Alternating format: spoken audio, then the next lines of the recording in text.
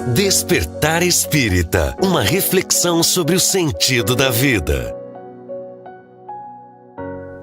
Estamos iniciando mais uma edição do Despertar Espírita, na TV Diário, também nas plataformas digitais, fazendo esta comunicação sempre com os nossos telespectadores, com os nossos ouvintes, com os seguidores, com todos aqueles que têm interagido com todas as edições do Despertar Espírita. Mais uma vez aqui, na companhia do Jorge Brandão, da Márcia de For, do Diógenes Chaves e na sua companhia, evidentemente. O programa de hoje se propõe a fazer uma abordagem de uma obra que é extremamente significativa. Falar que é significativa, falar que é importante, falar que é expressiva, talvez não consiga traduzir o que a gente sente ao mergulhar nesta obra. E é esse convite que hoje nós queremos fazer para os nossos telespectadores, para os nossos ouvintes, para os nossos internautas. Vamos fazer juntos esta viagem e conhecer, evidente, pelo nosso limite de tempo, uma síntese desta grande obra a partir do livro Os Mensageiros. Jorge Brandão, para começar, para dar o toque inicial, para apresentar aos nossos telespectadores, muitos já leram o livro Os Mensageiros. Quem é que escreveu? De onde é que veio esta obra? O que é esta obra? Bom, com muita alegria estamos aqui mais uma vez, né, para falar da nossa querida doutrina espírita. E eu ainda complemento as tuas palavras, Vicente, dizendo que não é só a limitação do tempo, é a nossa própria limitação que vai dificultar um pouco a gente falar dessa obra tão grandiosa. Eu comparo essa obra com Paulo Estevão, com Há 2000 anos, né, como uma das obras mais importantes do século XX. Né? A série André Luiz, aliás, os 13 livros da série André Luiz, eles são importantíssimos. Talvez as pessoas possam pensar assim, mas vocês vão falar sobre a vida no mundo espiritual, e eu estou aqui na Terra, né, com meus problemas, com os meus desafios aqui na Terra, mas é justamente isso. A obra tem uma conexão total com o nosso dia a dia. Os 51 capítulos da obra, que esses capítulos aconteceram em uma semana de trabalho. Né? É muito importante ver isso, assim, como a espiritualidade trabalha, né? Como é intenso o trabalho no mundo espiritual. E Emmanuel ainda nos coloca que não foi colocado tudo aqui, que tiveram que fazer como se fosse um resumo para poder apresentar a obra. Então, é sensacional. E a preocupação de Emmanuel, que conduziu, que esteve lado a lado com essa obra, né, sabendo da sua importância, ele até no prefácio, nós vamos falar um pouquinho, quando ele prefaciou, ele fez uma observação, porque ele viu a reação quando foi lançado o livro Nosso Lar, que é o primeiro livro da série André Luiz. Houve uma reação até um pouco exagerada, vamos dizer assim, do mundo espírita e do mundo não espírita, parecendo uma obra de ficção científica. Com muitas similitude com o mundo material, com as casas, com casamentos, né? Com bônus hora, recebendo pelo trabalho, né? Muitas coisas. Então, até Emmanuel acabou fazendo um comentário interessante, comparando, né, como se fosse chimpanzés, né, tentando explicar um mundo diferente. Mas uma observação que eu trago aqui muito importante sobre o reconhecimento científico dessa obra é que a revista científica Neuroendocrinology Letters, que é uma revista médica importantíssima, afirmou, isso está registrado, que a obra André Luiz antecipou em 60 anos conhecimentos que a ciência não tinha noção. Principalmente sobre a glândula pineal, sobre questões de fisiologia, né? Então, uma obra dessa envergadura, que conseguiu antecipar em 60 anos o tempo que a medicina levou para tomar conhecimento, ela precisa ser respeitada. Ela precisa ser lida por cada um de nós, e esse é o nosso objetivo, fazer com que as pessoas se entusiasmem a comprar o livro, a se debruçar sobre essa obra, porque está chegando agora, em janeiro, o filme Nosso Lar 2, né, que é sobre esse livro, Os Mensageiros. Márcia, para começar, a partir da introdução, tá? O que mais te chamou a atenção nesta obra? Então, essa obra, ela foi escrita pelo lápis de Chico Xavier, né? Uma capa bonita, capa nova, mas tem as edições antigas desse livro e traz realmente o relato de André Luiz, né? É um espírito que viveu na Terra como homem, como nós, desencarnou, teve seu encontro com o mundo invisível sem ter muita clareza do que significava esse mundo, né? Porque viveu na Terra exatamente como homem do mundo, né? Não um homem no mundo atuando enquanto espírito em evolução, um homem no mundo, mundano, em sua mesquinhez, em seus interesses pessoais, em suas vaidades, em seus equívocos, em seus deslizes, um homem que a espiritualidade permitiu que tivesse contato conosco através dessa obra fantástica também, para demonstrar ali no exemplo prático de vida, o avanço, o caminhar diferente, novos caminhos, né? Então, realmente, ele inicia a obra trazendo um relato, como o Jorge nos traz, do Emmanuel, que veio pegar a mão de Chico depois que André Luiz psicografa ali, e referendar essa obra, trazer para nós ali uma mensagem ímpar. Inicialmente, o que mais nos chama a atenção, a gente, claro que vamos trabalhar hoje alguns capítulos apenas, os iniciais, e depois nos próximos dias vai se seguir esses assuntos para que a gente possa ter um apanhado parco, raso, claro, dessa magnitude que é esse livro, para que depois se possa ter um comparativo com o filme que está quase aí, né, em exposição para nós, para que a gente possa avaliar. Diógenes, e na tua ótica, o que a obra nos oferece? A obra nos traz muitas reflexões, né? Ela nos traz uma riqueza de relatos, de experiências de vida, que quando eu estava lendo, eu ficava pensando, meu Deus, né? O quanto esse processo reencarnatório é um vasto compromisso, né? E eu fico pensando ao mesmo tempo, quantas pessoas que não têm acesso a esse conhecimento, que não têm acesso a essas reflexões, principalmente as reflexões que trazem o livro, de imaginar esse nível de comprometimento, né? Porque nós estamos lendo o livro, nós estamos tendo conhecimento de toda essa história, né, de André Luiz, e isso assusta um pouco, né? Porque a gente vê ali vários relatos, depois a gente vai trazer aqui vários relatos, né, de espíritos que se comprometeram em vir aqui, assumiram vários compromissos, né, e não conseguiram dar conta. E o que diz, né, que a maioria não consegue dar conta daquele compromisso como mensageiro. Então, esse livro ele nos traz muitas reflexões, para mim me trouxe bastante, né, do nosso compromisso aqui, né, do nosso papel, daquilo que nós dispomos em fazer aqui, né, e pegando ali, depois tem vários relatos ali, né, no caso de André Luiz, que ele não tinha um conhecimento espiritual, né, e quando a gente se reporta lá o Nosso Lar, o primeiro livro, a gente vê o que ele passou, né, as surpresas que ele teve, tanto que ele demorou ali, ele teve que ter todo um processo para poder entender o que estava acontecendo, se desprender da família, né? Então, como será com nós um dia? A gente para pensar nisso? E importante lembrar também que André Luiz precisou passar pelo umbral, né? E às vezes, muitas vezes as pessoas falam do umbral, mas o que é o umbral, né? É uma passagem para nós dissolvermos as nossas ilusões terrenas, né? É uma passagem necessária para a gente se desmaterializar. E André Luiz, como era um ser muito, muito materializado, ele passou com o tempo que é contado, de 8 anos, né, no umbral, até que ele conseguisse ser resgatado. Então, assim, não é castigo, né? É uma necessidade evolutiva essa passagem, né? Que a grande maioria de nós talvez passe pelo umbral, né? Para a gente dissolver um pouco as nossas ilusões terrenas, para nós conseguirmos nos espiritualizar mais. Aí André Luiz entra no nosso lar, né? Entra no nosso lar, ainda com bastante vitimismo, né? Ainda com bastante dó de si mesmo, né?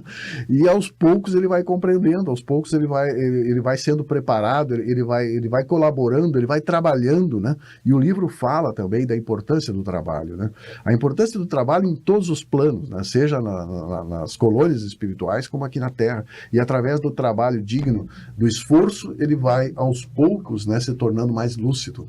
E esse nosso livro, Os Mensageiros, já pega a segunda parte, o começo, o início de André Luiz como já realmente alguém recuperado, alguém que está em recuperação. Tanto que ele recebeu o diploma de cidadão do nosso lar, né? E disse, agora tu pode colaborar mais, né? Pois é, uma das coisas que me chamou a atenção no início, né, nesta passagem, nesse despertar, né, do André Luiz, do umbral para o nosso lar, foi a sua irresignação com o tratamento recebido. Porque pela figura que ele foi aqui na Terra, profissionalmente despreendida, dedicada a salvar vidas, mas cometendo os seus erros, e esses erros pesaram depois para essa necessidade de passar por esse processo de limpeza, de purificação, de preparação. André Luiz talvez tenha suposto ali que teria um tratamento especial, um lugar diferenciado, tratamento VIP. Era médico, salvei vidas, e agora estou submetido aqui nesse processo de cura, e indaga, né, e cobra, mas o que eu estou fazendo aqui? Por que eu não estou no outro lugar? Não, inclusive, André Luiz foi tratado como suicida. Aí que eu ia chegar, foi essa questão que me chamou a atenção. Não, está aqui porque tu és um suicida. Eu suicida não, sou eu que lutei a favor da vida. Suicídio indireto. Suicídio indireto pelo comportamento, pelas atitudes praticadas aqui nesse plano material. Abreviou o tempo. Abreviou o tempo. Isso. Por conta dos excessos. Exatamente. De toda a ordem. Excessos físicos, excessos mentais, usos, né? Isso traz a questão do conflito cérebro-coração, né? Porque às vezes muitas pessoas acreditam que tendo um vasto desenvolvimento intelectual, ela está assegurada. E sim. aí, André Luiz, né, a história dele mostra que o fato dele não ter se espiritualizado, dele não ter transcendido, né, além daquilo que ele estava estudando, gerou problemas depois. As atitudes, né? O Emmanuel, no prefácio aqui, ele fala assim, ele vem justificar por que ele estava prefaciando. Ele diz assim, no entanto, o que nos leva a grafar esse prefácio singelo não é a conclusão filosófica. E até aqui, Emmanuel já tinha falado muito de filosofia. Né? Mas a necessidade de evidenciar a santa oportunidade de trabalho para o leitor. Aliás, esse continua sendo até hoje, para mim, um dos grandes desafios, esta aproximação, esta sintonia, este sincronismo entre o avanço intelectual, o avanço tecnológico, o avanço científico e o avanço moral, o avanço espiritual. Esta diferença que vem causando atrasos agora aqui e vem determinando estas ações que acabam sendo desenvolvidas no plano espiritual. E aí o livro nos fala muito disso, né? No tratamento a que são submetidos, no treinamento a que são submetidos para que possam levar, e aí o título da obra, mensagens para quem está ainda muito precisando. E lembrando que o livro foi escrito em plena Segunda Guerra Mundial, né? Em plena Segunda Guerra Mundial. E que nessa época foram escolhidos os melhores cérebros das universidades públicas, que são pagas com dinheiro do público, para fazer a bomba atômica. Sim. Então, realmente, é preciso diferenciar o que é inteligência e o que é sabedoria. Que a inteligência pode ser usada para várias coisas, né? E agora, quando nós atingimos um nível maior, quando nós estivermos, né, com mais sabedoria, nós não vamos cometer ou usar mal a nossa inteligência, né? Tem um comentário a respeito do livro, né? Porque além do livro eu fui buscar também opiniões sobre o livro claro, né, de pessoas que são, digamos assim, autorizadas pela doutrina, que são referências para a doutrina. E aí é um comentário que diz que André Luiz narra a sua transformação após ter se desprendido dos laços inferiores que o prendiam às atividades terrestres.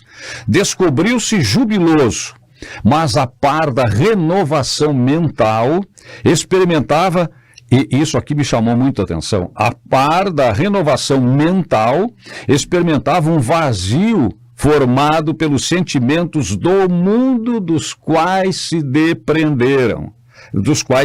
Se depreendera. Sem o lar, sem a esposa e os filhos amados, olha só essa expressão aqui. Seu coração era um cálice luminoso, porém vazio. Seu coração era um cálice luminoso, porém vazio. Narcisa que conseguiu Narcisa deu essa dica para ele. E ele começou a repensar, a rever os conceitos e começou a ter uma vontade muito grande de se doar, de trabalhar, né? Porque imagina, não é um salto. Sim. Imagina, ele tinha uma vida, que ele tinha uma rotina, foram vários anos, né? Construindo uma profissão, construindo laços afetivos aqui. E, de repente, vamos mudar o pensamento, vamos seguir em frente. Não, e ele até conseguiu. Ele até conseguiu, porque daí ele já estava, ele conseguiu colocar o adversário na conta de benfeitor. E justamente quando ele conseguiu ampliar o olhar, é que o vazio veio. É aí que a Narcisa entra, porque daí ele estava abnegavelmente trabalhando, ele já ia em auxílio dos familiares na terra, ele ia para as câmaras de regeneração atender aquelas pessoas que vinham ali, só que os comentários que ele ouvia daquelas pessoas tão mundanos e mesquinhos já não satisfaziam mais, ele já demonstrava uma certa impaciência íntima, e ele já não dava muito ouvidos, ele já procurava mais as coisas espirituais, que era o que mais o atraía. Então as conversações mudou, André Luiz mudou. O que ele buscava mudou em essência. E nesse momento, a espiritualidade maior que em torno percebia aquela mudança e transformação, capta André Luiz e percebe a mudança real interna e o conflito. E aí, sutilmente, começam a colocar para ele novas possibilidades para que aquele cálice que já estava iluminado pudesse se preencher de coisas que realmente o satisfizesse. E vejam, André Luiz não foi ungido. Ele foi escolhido, tudo bem, mas não foi agora apenas dele, né? Por méritos dele. Mas esse é um processo bem antigo, que nos remonta ao planejamento reencarnatório e fruto de várias reencarnações, dentro daquilo que a doutrina nos ensina como ponto básico. Nada é por acaso. Nenhum de nós está aqui por acaso, nenhum de nós está ocupando agora esse espaço aqui por acaso. Nós não fomos reunidos por acaso. E o que aconteceu com o André Luiz também não foi por acaso, mas ele teve que optar, ele teve que decidir. E ninguém está nos assistindo por acaso. Ninguém está nos assistindo por acaso, exatamente. Então, quando eu digo que ele não é ungido, é que não aconteceu tudo isso com ele como um passe de mágica. Não. Ele teve que fazer escolhas. Recebeu influência, sim, como a gente recebe e às vezes tributa à intuição, que é parte também, claro, das nossas vozes interiores, mas do que nós recebemos da espiritualidade. E ele passa, a partir desse aconselhamento, a frequentar cursos no Ministério da Comunicação. Dentro do nosso lar, né? Dentro do nosso lar. Frequentar cursos no Ministério da Educação. Para quê? Para posteriormente prestar serviços na Terra. Né? E aí ele é apresentado ao instrutor Aniceto e tem toda aquela caminhada, aquela trajetória que a gente acompanha. Dentro dessa ressignificação, que é uma palavra que a psicologia nos apresenta, né, com bastante ênfase, né? Quando o André conseguiu fazer essa ressignificação, ele conseguiu então ampliar a sua visão. E aí Emmanuel coloca no prefácio também uma frase que eu achei muito interessante. É indispensável lavar o vaso do coração para receber a água viva, abandonar envoltórios inferiores para vestir os trajes nupciais da luz eterna. Olha só. Coisinha fácil, né, Diógenes? Devolvendo a palavra para o Diógenes, eu acho que ele ia tratar justamente dessa questão, o quanto é difícil o homem se desligar né, dessas questões da Terra, assim, não é simplesmente de volta para o plano espiritual e os amores, e a história, e tudo que a gente viveu aqui, né, Diógenes? Ficam essas conexões, né? Por isso que tem que ter um esforço maior, né? A gente percebe, o que eu tinha entendido naquela parte da Narcisa, é que, apesar dele estar, né, com toda aquela proposta, dele ter compreendido, passou pela experiência lá, que foi uma prova de fogo para ele na família dele, né? Que até o Haroldo traz um comentário sobre essa parte que ele teve aqui na família dele, né? Que era o momento da prova, né? Porque ali o professor não estava com ele fazendo exercício, né? Marcando ali o certo e errado. O certo e errado. Mas o professor, ele tá ali, ele tá na sala de aula, ele tá por perto, mas a prova era dele, por isso que ele foi sozinho naquele processo lá, né? E aquilo foi importante para que ele conseguisse, né, essa posição, né, na colônia e avançar vários desafios. Mas, mesmo assim, a gente pensa, né, como o livro fala a todo momento, a natureza não dá saltos, né? Então, naquele momento, ele entrou num tédio. É nisso, ele estava acostumado com um processo, com uma rotina, com toda uma questão, e de repente estava sendo proposto outra realidade para ele, e que ele estava disposto a entrar nessa realidade. E ele teve que passar pelo luto. Claro, isso. Imagina, Ele não. teve que matar aquelas ideias antigas. O homem velho começou a morrer. Claro, é uma Os transformação. ciúmes, a revolta de ver a esposa que fica, né, já se consorciando num novo episódio de relacionamento, e tudo aquilo que é natural do homem aqui.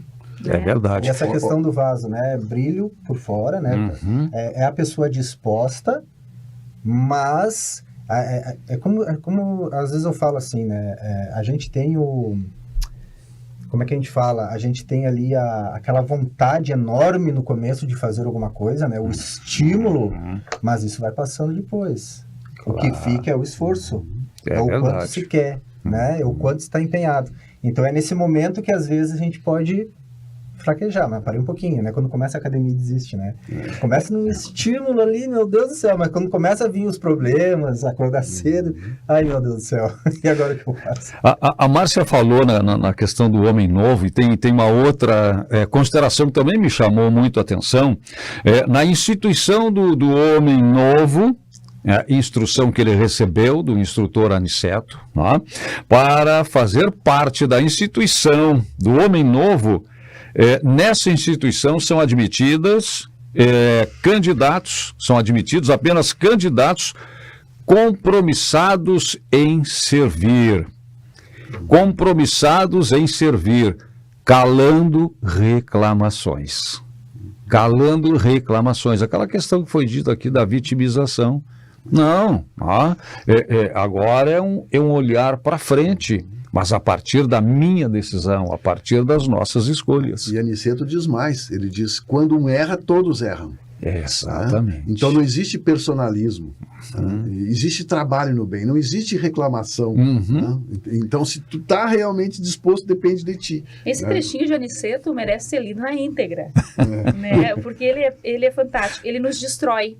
Espíritas vaidosos aqui, achando que faz grandes coisas, se destrói. Se já tiver olhos de ver, como eles mesmos colocam aqui, né? Olha só o que ele diz. Nosso serviço é variado e rigoroso.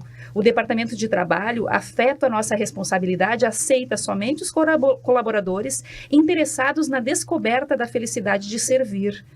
Comprometemo-nos mutuamente a calar toda espécie de reclamação. Ninguém exige expressão nominal nas obras úteis realizadas. Ou seja, né, não tem personalismo. Isso é igualzinho à casa espírita, né? Achamos-nos aqui. Todo mundo reclamando. Um curso de extinção das velhas vaidades pessoais trazidas do mundo carnal. É igualzinho à casa espírita. Lá todo mundo. A gente fica lembrando das nossas reuniões de diretoria. Nesse momento, né, dos grupos de trabalho.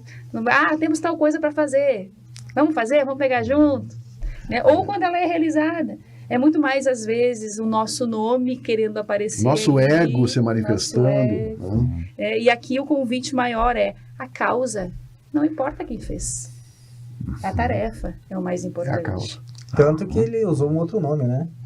Não precisa dizer quem foi, né, André Luiz, necessariamente, né? Ah, o que sim. importa é o que se traz, é o conteúdo, é a obra. Aliás, a Sueli Caldas Schuber, eu falo muito nela, porque realmente me toca muito tudo que a Sueli apresenta nos seus livros. Ela disse um dia numa palestra lá no Oscar Pitã, ela disse assim, a doutrina espírita é um grande sol, porque os espíritas precisam de muita luz. Isso aí é frase para encerrar um bloco, né? Nós já estamos chegando. Mas estamos no caminho. Estamos Não no desistamos. um laboratório. Porque a proposta vale a pena. Casa Espírita é um laboratório. É verdade. Vamos fazer um intervalo. Né? Já passamos das primeiras páginas? Ainda não, né? Não. Então tá. Tem muito mais pela frente. Queremos muito que você continue conosco. Nós vamos fazer um breve intervalo e já voltamos com o Despertar Espírita. Despertar Espírita, uma reflexão sobre o sentido da vida. Escola Nossa Senhora da Providência, 57 anos educando com base nos princípios pedagógicos guarnelianos.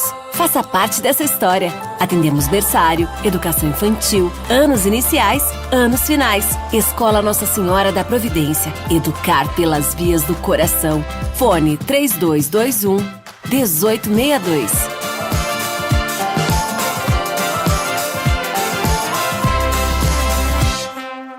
So darling, take my hand, you got to understand, I don't wanna just be friends.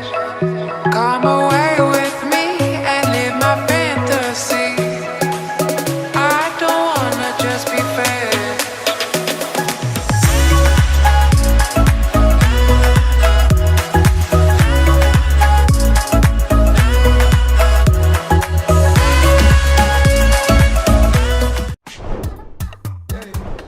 Chegou o Clube D+, o clube de vantagens do assinante do Grupo Diário. Nele você tem muito mais descontos em restaurantes, lojas, cinemas, academias, farmácias e muito mais.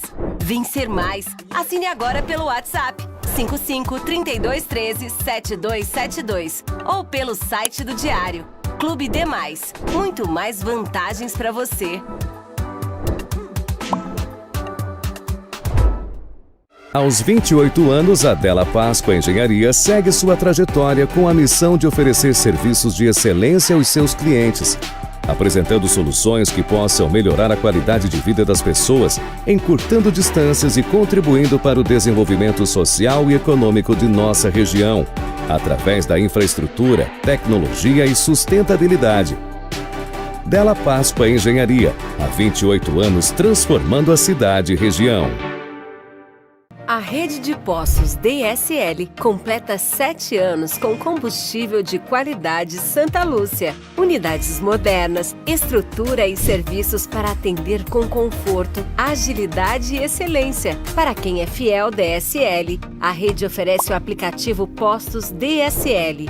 Com ele, os clientes têm desconto no combustível e participam das promoções e programa de pontos para a troca de brindes e produtos da loja. Postos DSL Santa Lúcia, agora com 7 endereços em Santa Maria.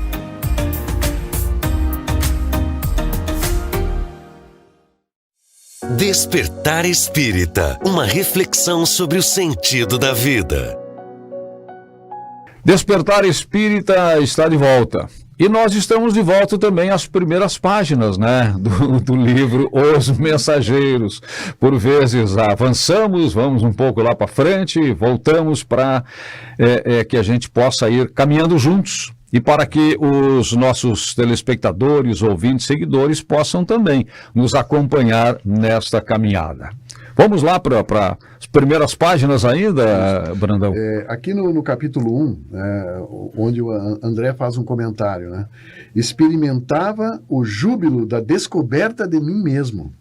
Dantes vivia a feição do caramujo, segregado na concha, impermeável aos grandiosos espetáculos da natureza. Aí ele fala, o alvião, que é aquela enxada, que embaixo é enxada, em cima tem aquela ponta, né? O alvião quebrara a concha de antigas viciações do sentimento. Libertava-me. Né? Então, pela primeira vez, cataloguei adversários na categoria de benfeitores. E consegui ver a minha esposa como uma irmã. Né? Ele tinha aquele ciúme, né? Porque ela teve um segundo casamento. Sim. E ele conseguiu ver realmente o caminhar dela. A necessidade da terra é algo que não pode se levar para o personalismo, para o egoísmo, né? Isso foi muito interessante, né? Ele percebeu que todos nós temos a caminhada e cada um está no seu momento. E ele estava naquele momento no plano espiritual com outra compreensão, né? Eu acho muito importante o que o Jorge tinha dito, né? Que esta não é uma obra de ficção. Não é uma obra de ficção. É uma grande obra de muita informação. De muita informação.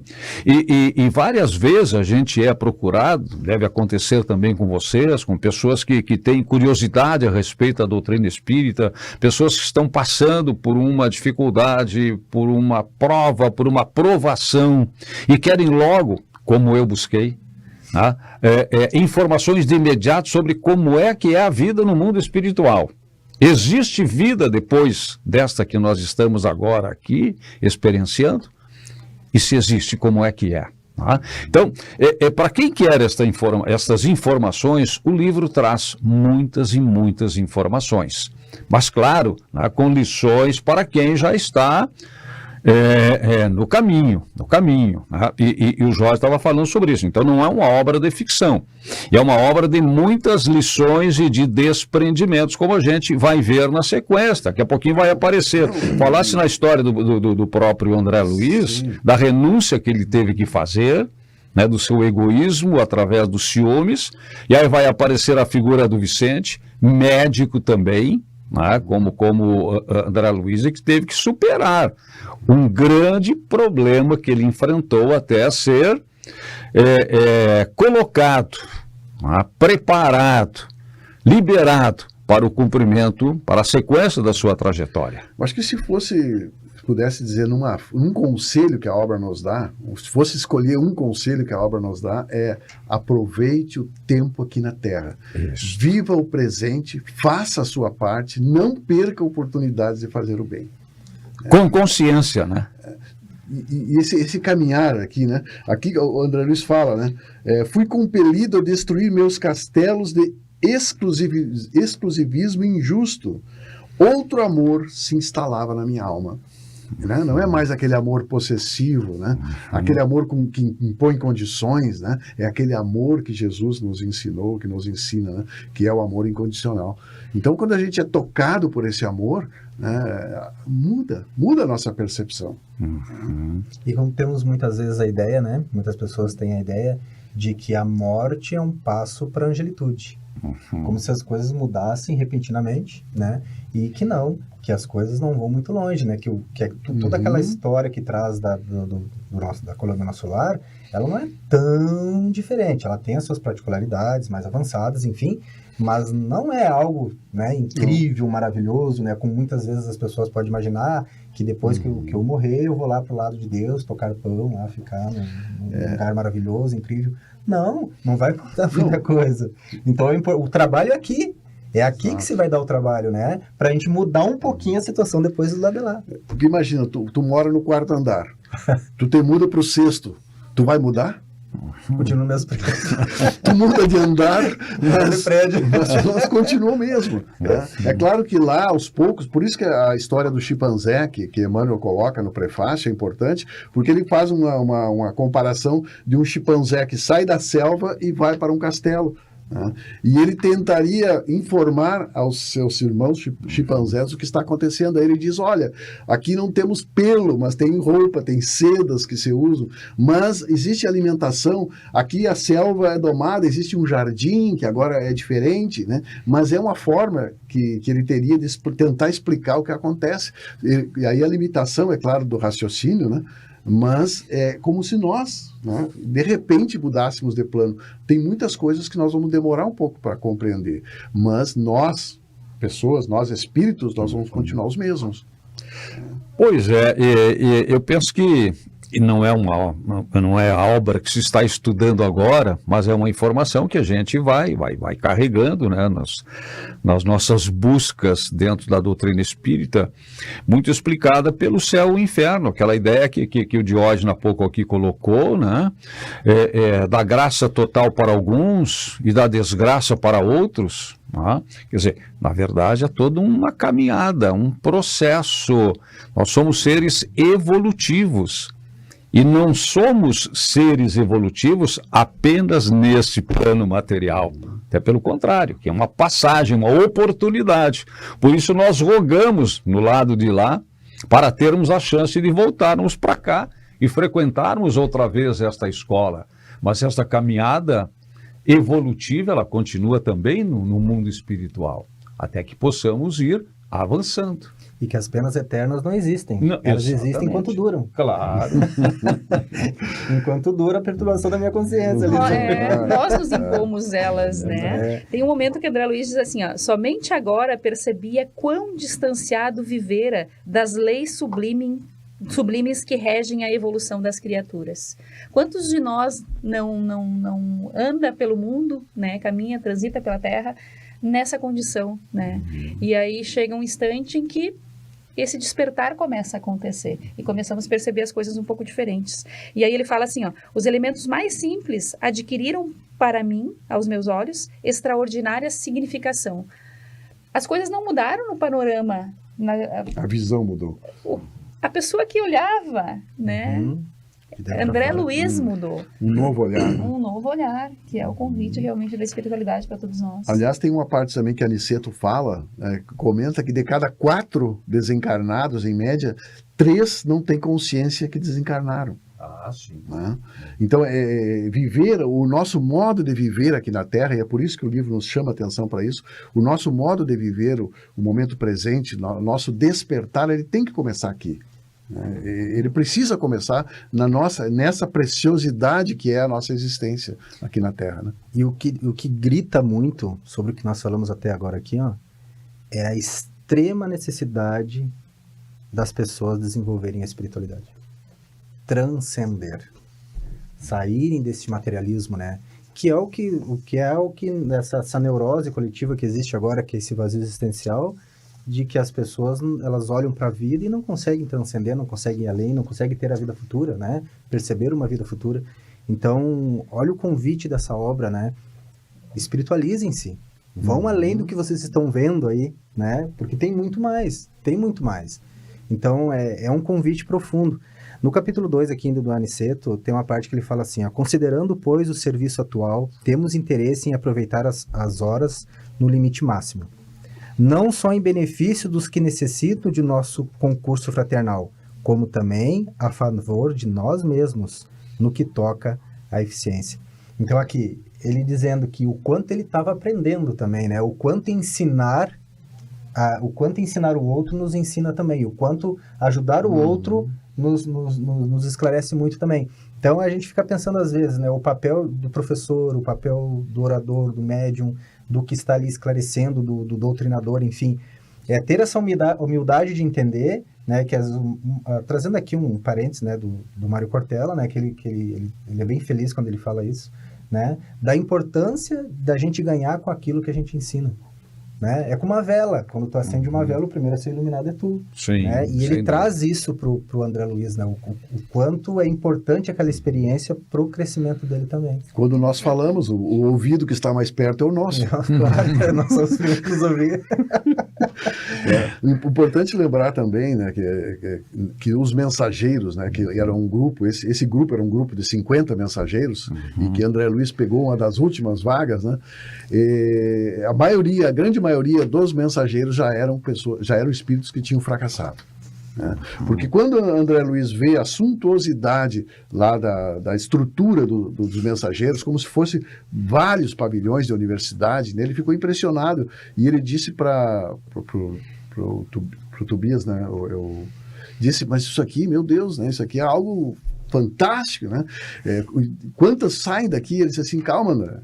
Então, isso aqui é tu tá vendo só uma ponta, né? Existem outros departamentos. E aí o André Luiz comentou, mas se sai tantos mensageiros daqui, a humanidade está salva. né? E aí Mal eles... sabe ele. Mal sabe ele que a maioria fracassa, né? Que a maioria chega Aí vem aqui... o balde d'água no Aniceto. Né? A maioria fracassa, porque chega aqui e se ilude, né? Chega aqui e acaba perdendo o foco, né?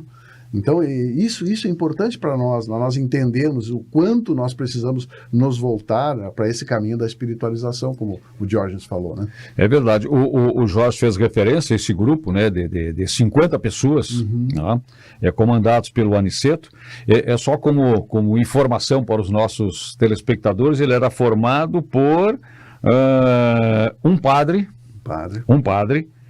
um médico, com a chegada do André Luiz, que era o Vicente, dois né? médicos, o Vicente, que já estava ali, mais o André Luiz, 6 engenheiros, 4 professores, 4 enfermeiros, 2 pintores, 11 irmãs especializadas em trabalhos domésticos e 18 operários diversos. O centro de mensageiros, formado, como disse Jorge, de majestosos edifícios, universidades, pátios amplos e jardins primorosos, tem a seguinte finalidade: preparação anual de centenas de médiuns e doutrinadores para reencarnarem. Médicos operários. Exatamente. Os quais são reunidos em grupos de 50 aprendizes, cada um ficando sob a orientação de um orientador, e nesse caso o grupo formado pelo Aniceto, no qual o André Luiz foi incluído. Então vejam todo o processo de preparação que se dá no mundo espiritual. Sim. Por isso que nada é por acaso. Quando a gente chega aqui, não vem por acaso. Aquilo que já foi dito aqui, né, aqui no programa, quer dizer, Deus não erra o endereço. Não erra o CEP. Não erra o CEP. Né? Já viemos com as nossas escolhas, com as nossas missões e com as nossas tarefas para cumprir. Agora, cabe a cada um de nós executá-las, né? Exatamente. E não é algo que é tão simples, né? Não. É interessante também ressaltar que essa obra é uma continuação do Nosso Lar, justamente porque ocorre vinculado à colônia Nosso Lar, né? Então, por isso que o filme está sendo reportado como Nosso Lar 2, Sim. né? Porque o Nosso Lar é dividido em ministérios. André Luiz estava atuando lá num determinado ministério, né, da regeneração, e aí em trabalho lá acaba se vinculando a uma outra atividade, a um outro ministério, mas tudo dentro da mesma estrutura, da mesma colônia Nosso Lar, né? E dali eles partem, né, para o trabalho tanto na Terra como no mundo espiritual, partem inclusive para colônias que estão a nível mais próximo da crosta terrestre, que são mais difíceis, né? Então, mas sempre retornando ao nosso lar para se reabastecer de informações, trocar ideias, né, se fortalecer e receber novas orientações. É porque o Nosso Lar, claro, né, não é a única colônia espiritual. Mas, sim, são milhares, né? Muitas. E no nosso plano, e como disse o Jorge, em outros planos inferiores e em outros superiores também. Uma colônia que foi fundada pelos portugueses no século XVI, se não me engano. Nosso lar? É em cima do estado do Rio de Janeiro. Sim, a localização seria próxima ao Rio de Janeiro. Né? Nessa questão de a gente não esquecer os prazeres da alma, tem uma recomendação do Aniceto aqui que eu acho que vale a pena, como tantas que vale a pena, e nós não vamos conseguir hoje fazer a reflexão maior, mas essa aqui me chamou muita atenção, onde ele diz assim: toda a nossa bagagem é a do coração. Na Terra, procuremos pensar, falar e agir no bem, com disposição sincera e incondicional para servir. Assim seremos conduzidos naturalmente, né, após o nosso desencarne, aos melhores lugares. Não é promessa, é lei. Não é que, não, eu estou te prometendo, Sim, é lei. É lei. É a nossa... nós desfazermos essa questão da materialidade para nós podermos chegar a planos mais altos, né? Então isso é algo que só aqui, enquanto nós estamos encarnados, nós podemos trabalhar agora, né? E quando a gente está falando aqui que não é obra de ficção, como o Jorge falou, destacou, o livro ele é repleto de lições, em cada trecho, em cada página, em cada parágrafo, em cada palavra existem lições. A gente falou aqui sobre essa dicotomia que há, por exemplo, entre o avanço científico, tecnológico, e o avanço e o atraso moral. E isso cria um vazio enorme, com reflexos mais diversos. E onde é que isso acontece?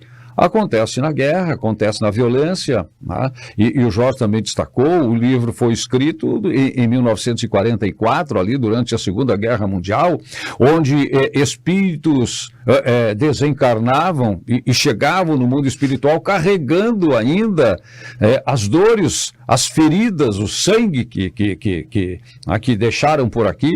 Então, e aqui tem uma explicação, né? O mundo hoje conta com inúmeros progressos na área científica, mas os problemas da alma, como depressão, angústia, medo, proliferam no campo carnal.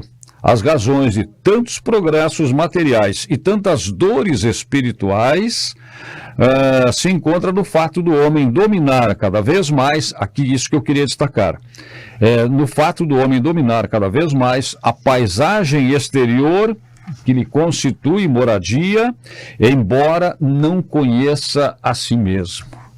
Não conheça a si mesmo. Então foi o exemplo do vaso que aqui foi dado, e desta visão exterior, externa, superficial, material que se tem, muitas vezes ignorando o interior, e aonde está o essencial.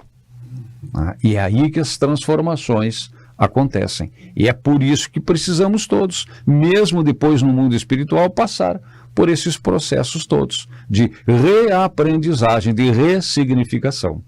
O Raul fala, né, do pássaro que precisa das duas asas para alçar o voo, né? Se uma delas estiver enferma, esse voo... Não podemos voar com asinha pequena e outra grande. Né? Mas só não dá. É verdade. As duas, né? É verdade. Aqui tem um conselho que Celina dá para o André, que eu achei muito interessante também, onde ela diz assim: a sensação do dever cumprido, André, ainda que todos permaneçam contra nós, a nossa consciência tranquila é um guia seguro para o dia e abençoado travesseiro para a noite. Então, isso reflete, né? A gente muitas vezes, alguém nos agride, vamos dizer assim, com palavras, ou alguém toma uma atitude ríspida conosco, e nós, na maioria das vezes, achamos no direito de reagir. Bom, já que ele jogou o lixo dele em mim, eu vou jogar meu lixo nele. Né? Quando, na verdade, ao momento que nós estivermos pacificados, ao momento que nós estivermos realmente nos conhecendo quem nós somos, que nós entendemos o sentido maior dessa existência, nós não vamos reagir. Né? Assim como Jesus exemplificou. Né? Essa reação ainda é do nosso ego ferido. Que é o que mais atrapalha o nosso crescimento, o ego e o orgulho. Conhece a ti mesmo, a busca pelo autoconhecimento. É verdade. E responder ao mal pelo bem, que foram lições também de Jesus, marcadas da forma mais contundente. Quando ele leva o tapa do escravo lá, do doutor da lei, e que oferece, diz que quando levar um tapa numa face, que ofereça outra, não é que ele tenha gostado de levar o tapa, mas para dizer que não se combate o mal com o mal, mas se vence o mal com o bem. Mas é preciso estar num patamar bem mais adiantado, né? Bem mais evoluído, para ter primeiro esta compreensão, e esse autocontrole. Porque eu ouvi há algum tempo numa palestra, e tem coisas que a gente grava, né? Que o maior problema da humanidade como um todo é exatamente a falta do controle emocional. Os milindres, né? Ainda nós milindramos facilmente, né? Ainda perdemos a paciência. Até, na verdade, nem temos, às vezes, né? A gente não perde o que não tem. Né? Não perde o que não tem. E muito da consciência do que nós estamos fazendo aqui. Por isso que muitos assuntos que a gente aborda aqui acabam se repetindo, porque são os assuntos básicos. O que é que eu sou, de onde é que eu vim, para onde é que eu vou, o que é que eu estou fazendo aqui. E esta falta de consciência do que nós estamos fazendo. E aí o livro também diz, no momento, vejam só, não viemos ao mundo físico para descanso injustificável, mas para lutar pela nossa melhoria, a despeito de todo impedimento fortuito. Olha só. Então, todos que estão nos assistindo agora, que estão conosco, eles entendam exatamente a nossa proposta aqui, é de despertar a vontade de ler o livro. Porque nós estamos pensando aqui algumas frases, alguns trechos, né? Mas realmente o livro é maravilhoso, vale muito a pena, e nós vamos ter ainda mais encontros que nos próximos, ou agora mesmo, se quiser dar uma pausa e pegar o livro, né? que possam estar com o livro junto, porque para nós termos acompanhar junto essa sequência, né?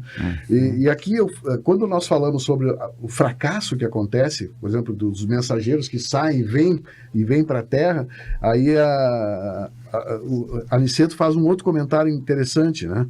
E ele diz assim: são muito escassos os servidores que toleram as dificuldades e reveses na linha de frente. Esmagadora maioria permanece à distância do fogo mais forte. Trabalhadores sem conta, recuam quando a tarefa apresenta as oportunidades mais valiosas. Né? Nós confundimos muitas vezes os desafios, que todos eles são para nós crescermos, como às vezes até que parece que ser um castigo, ser um sinal para desistirmos. Né? Então realmente precisa de muita força de vontade, né? Precisa de muita dedicação para a gente conseguir superar. E muita consciência, né? Para a gente entender esse processo todo. E André Luiz fica surpreso com essas colocações, né? Ele esperava que realmente fosse um sucesso, o pessoal, tudo aquilo conseguisse abranger o maior número de pessoas e despertar de consciências, né? E aí o trabalhador ainda diz para ele assim, ó, ele diz para o trabalhador: isso me surpreende sobremaneira. Não supunha fossem preparados aqui determinados mensageiros para a vida carnal. Ele não entendia que ali naquele ambiente era preparado mensageiros para a vida na terra, para atuar na vida na terra. E olha a resposta do trabalhador. Ah, meu amigo, falou Tobias sorridente, poderia você admitir que as obras do bem estivessem circunscritas a simples operações automáticas? Como se as coisas acontecessem ao acaso, né? Sem um envolvimento e uma preparação. Isso que você coloca, como é que a gente atinge esse patamar de conseguir realmente perceber as coisas de uma forma diferente e agir diante das coisas de uma forma diferente. Não apenas reagindo, se conscientizando. Opa, mostrar outra face é muito difícil, é muito difícil. Envolve uma demanda íntima ali que não é para qualquer um de nós, às vezes, sem esforço. O que ele está dizendo aqui, Tobias André, é que é treino. É treino. O bem, ele vem com o treino, a repetição de processos, como a espiritualidade diz lá no Evangelho segundo o Espiritismo, né? Repetição de processos que vão se impregnar no indivíduo de uma forma diferenciada. E tem um instante em que André Luiz diz ali exatamente assim, ó, comecei a compreender o valor do trabalho.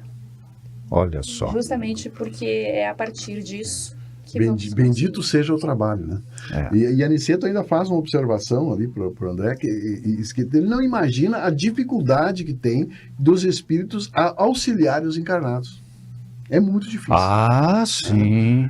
Então que o André Luiz vai sentir isso nos próximos capítulos e no decorrer da obra, né? Essa tremenda dificuldade que tem pela falta de sintonia, pela falta de boa vontade.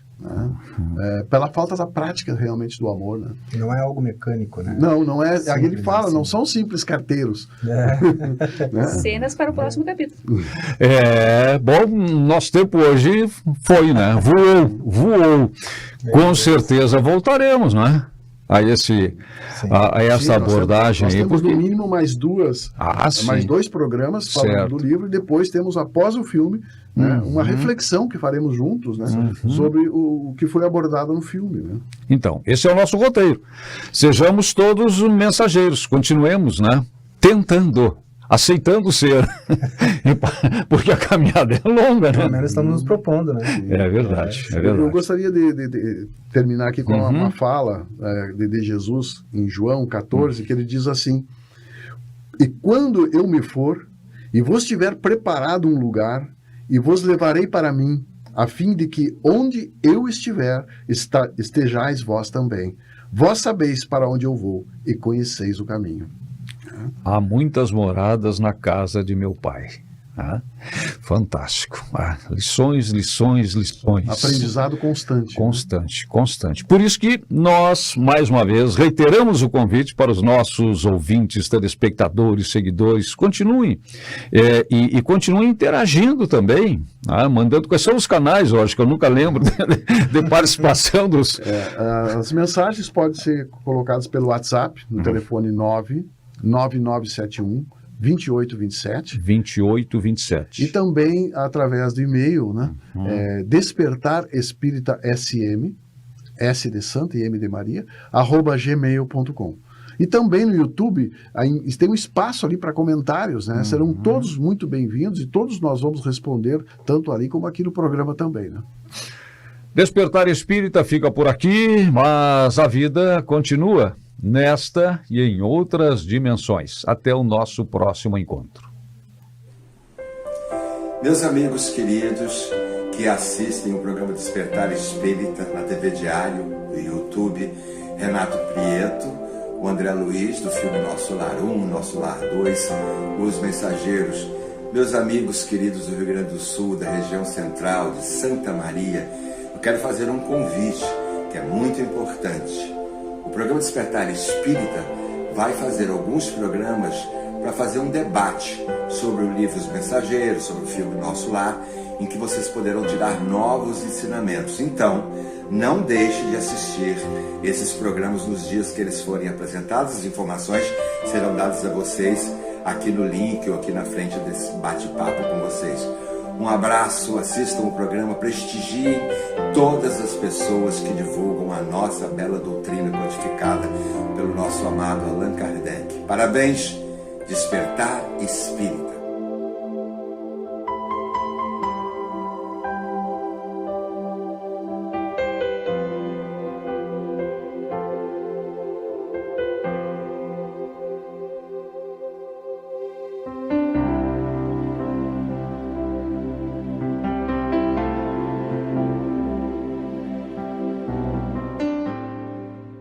Despertar Espírita, uma reflexão sobre o sentido da vida.